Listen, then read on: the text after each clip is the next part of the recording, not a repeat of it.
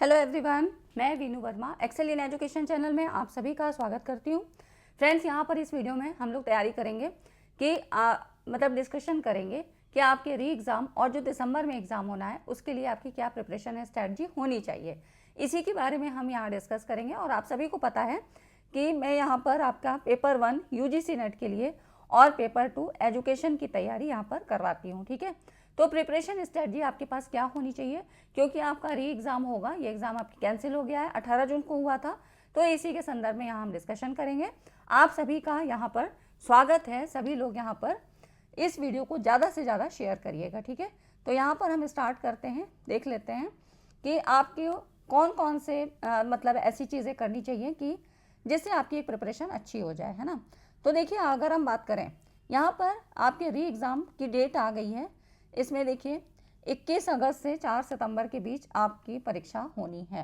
तो ये डेट आपको पता ही चल गई होगी कि यहाँ पर आपका री एग्ज़ाम होगा। ठीक है, अब इसके लिए आपको कितने दिन मिलते हैं? करीब 50 डेज़ का समय मिलता है। ठीक है, तो यहाँ पर आपको 50 डेज़ का समय मिलता है, जो कि आपको पूरा यूटिलाइज़ करना चाहिए। और जो दिसंबर का एग्ज़ाम है, इसके लिए अभी कोई डेट आई नहीं है।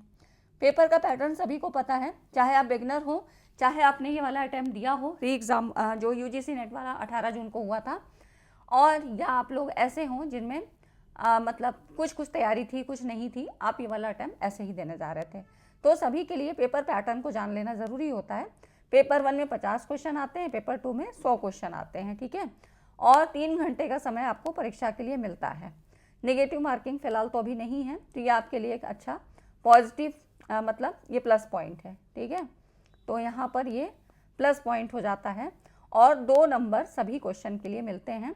150 क्वेश्चन हो गए, मतलब 300 नंबर। ठीक है, तो यहाँ पर अगर हम बात करें तो इसके लिए आपको तैयारी कैसे करनी है, ये चीज़ें थोड़ा सा हम देख लेते हैं। ठीक है, तो यहाँ पर हम देख लेते हैं। अब देखिए, 3 तरह के एस्पिरेंट्स होंगे। आप लोगों में से ही बात हम करें तो आप में से ही कई तरह के स्टूडेंट होंगे जिन्होंने अभी तक मतलब इस परीक्षा से कोई मतलब उसको फेस किया है, किसी ने नहीं किया है, या कोई बिगनर है। ठीक है, तो इसमें देखिए, आपके पास जो लोग हैं वो 3 टाइप के एस्पिरेंट्स हैं। ठीक है, UGC नेट की परीक्षा देने वालों में जिनकी कंप्लीट प्रिपरेशन हो गई है, या कुछ ऐसे लोग हैं जो कि मतलब 18 जून का परीक्षा दिए थे, लेकिन उनकी आधी आधी तैयारी थी।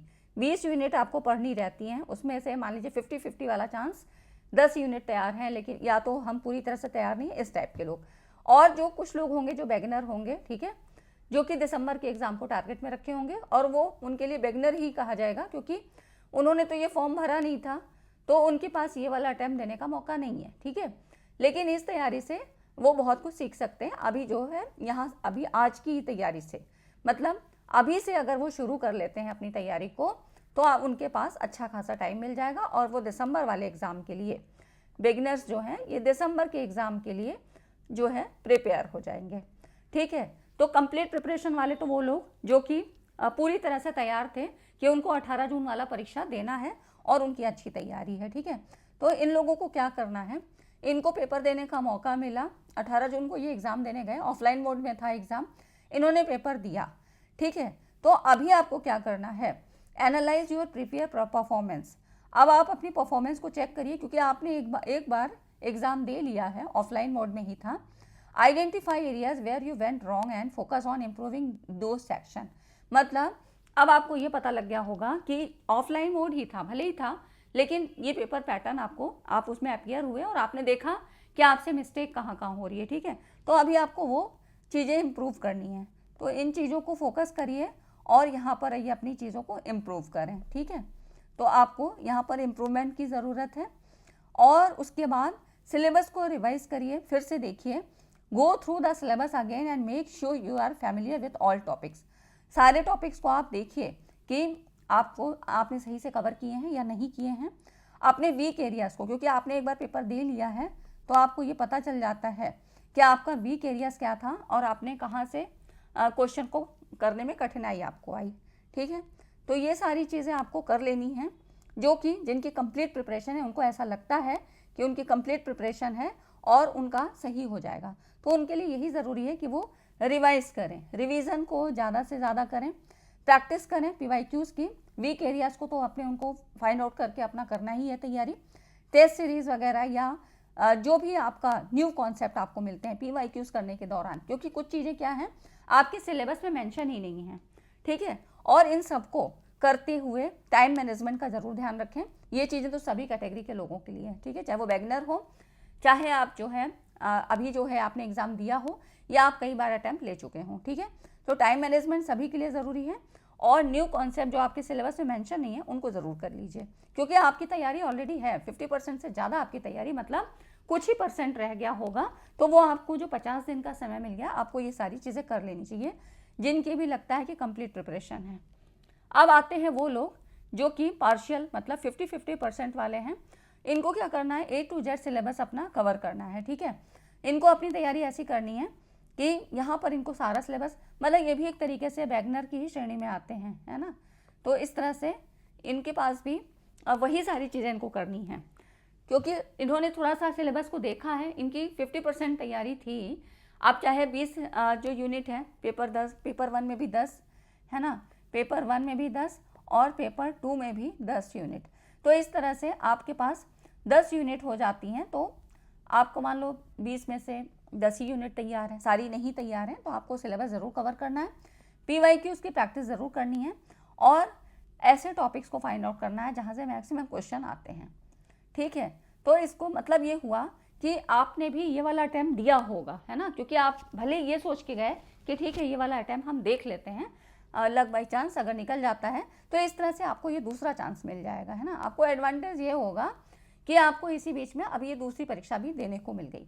एक आपने 18 जून को दी, ठीक है, और दूसरी आप जो है ये वाला एग्ज़ाम दे देंगे जो अभी आपका री एग्ज़ाम शेड्यूल है। तो इस तरह से आपके पास अच्छा खासा टाइम मिल जाता है।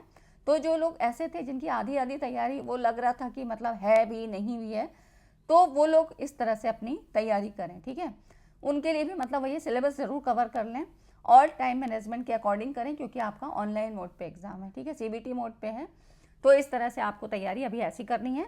कुछ चीज़ें तो सभी को फेस करनी पड़ेंगी कि स्क्रॉल करना पड़ेगा, कॉम्प्रिहेंशन करने में प्रॉब्लम आएगी, ठीक है, कोई बात नहीं है, लेकिन ऐसे आपको तैयारी अपनी करनी है।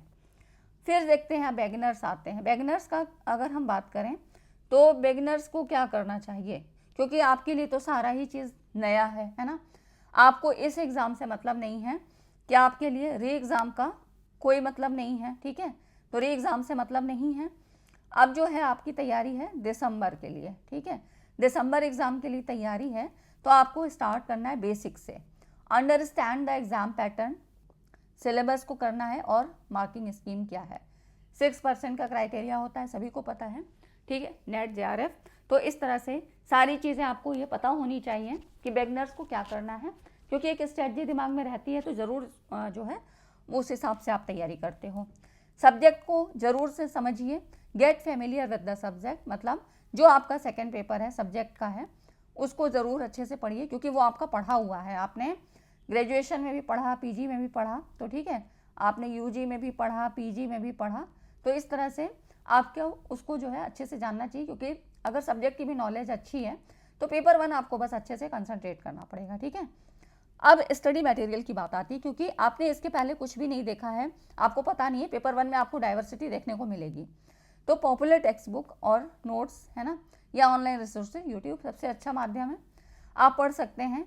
और बुक्स की बात करें तो KVS मदान की, ठीक है, KVS मदान की बुक आप ले सकते हैं, ठीक, पेपर 1 के लिए अच्छी बुक है, तो यहाँ पर इसको आप ले सकते हैं। और सबसे बड़ी बात, अपना एक शेड्यूल ज़रूर बनाएं और इसको फॉलो करें, स्ट्रिक्टली फॉलो करें, ठीक है। तो इतनी चीज़ें आपको ये करनी ही करनी है ना। तो ये तो हो गई बिगिनर्स की बात कि इनको क्या चीज़ें करनी हैं। अब हम और देख लेते हैं कि इनके लिए और क्या क्या चीज़ हेल्पफुल होगा। तो देखिए, सबसे पहले आप अपने सिलेबस को ज़रूर कवर कर लें, सारा चीज़ सिलेबस मतलब पूरा यूनिट वाइज पढ़ते चले जाएं। 10 यूनिट आपको कवर करनी है पेपर 1 में, है ना, 10 यूनिट पेपर 1 में है। और लास्ट 5 ईयर के PYQs 2018 से अभी तक 2024 तक के आपको PYQs ऐसे सॉल्व कर लेने हैं, ठीक है। कुछ ऐसे नए टॉपिक मिलेंगे जो कि सिलेबस में मेंशन नहीं है, इनको ज़रूर कर लीजिए। और टाइम मैनेजमेंट का ध्यान ज़रूर रखना है, रिवीजन ज़रूर करना है। टाइम मैनेजमेंट देखिए, जब आप PYQs करेंगे ना तो आपको PYQs के माध्यम से ही टाइम मैनेजमेंट आपका हो जाएगा। ठीक है, 50-50 क्वेश्चन आप 1 घंटे के अंदर करेंगे तो आपका उसी से मेंटेन होता चला जाएगा। रिवीजन ज़रूर करें, नहीं तो क्या होगा, दिसंबर आते आते तो आप सारी चीज़ें भूल जाएंगे, इधर पढ़ेंगे उधर भूल जाएंगे। आपके पास अच्छा खासा 5 महीने का टाइम है। जून तो ख़त्म हो गया, लेकिन दिसंबर एग्ज़ाम के लिए आपके पास जो है सफिशिएंट टाइम है ना। तो इसके लिए आप अच्छी सी अपनी तैयारी कर सकते हैं और ये सारी चीज़ें आपको करनी भी चाहिए। ठीक है, अब देखिए मेरे चैनल से आपको क्या क्या चीज़ें मिलेंगी। तो मैं यहाँ पर कंप्लीट प्रिपरेशन कराऊंगी पेपर 1 और पेपर 2 एजुकेशन।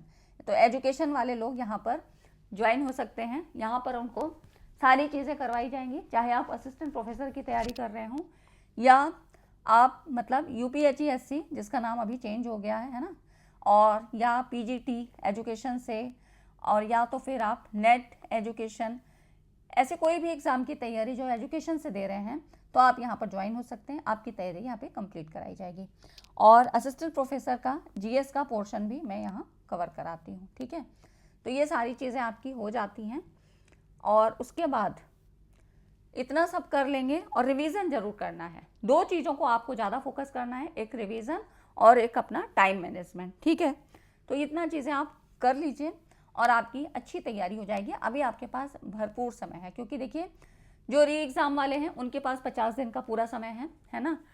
आपने देखा ही कि एग्ज़ाम आपका कब होना है, तो यहाँ पर देख लेते हैं, है ना। एग्ज़ाम डेट आपको पता ही है, 21 अगस्त से 4 सितंबर, मतलब अच्छा खासा 50 दिन का समय है। और उसी के बाद देखिए दिसंबर के भी एग्ज़ाम का शेड्यूल आ जाएगा। तो आप अपनी तैयारी को बढ़िया कीजिए, बूस्ट करिए और सारी तैयारी आपकी हो जाएगी। बहुत सारे माध्यम हैं और देखिए नेट का एग्ज़ाम ऐसा एग्ज़ाम है जिसको आप अपनी सेल्फ स्टडी से भी क्रैक कर सकते हैं। ठीक है, तो कोई कोर्स नहीं भी परचेस करना चाहते हैं तो कोई बात नहीं है, एक बुक लीजिए पेपर 1 के लिए। KVS मदान की बुक मैंने आपको बता दी है, अच्छी बुक है। ठीक है, तो KVS मदान सर की बुक आप ले सकते हैं, वो भी अच्छी है और हिंदी इंग्लिश दोनों में आती है। ठीक है, और यहाँ पर ऑनलाइन सोर्सेज आप देख ही सकते हैं कितनी सारी चीज़ें, बाकी मैं आपकी सारी चीज़ें यहाँ कवर करवा रही हूँ। तो ठीक है फ्रेंड्स, आज की वीडियो में इतना ही, मिलते हैं अगली वीडियो में, तब तक चैनल पे बने रहें। Thanks for watching this video.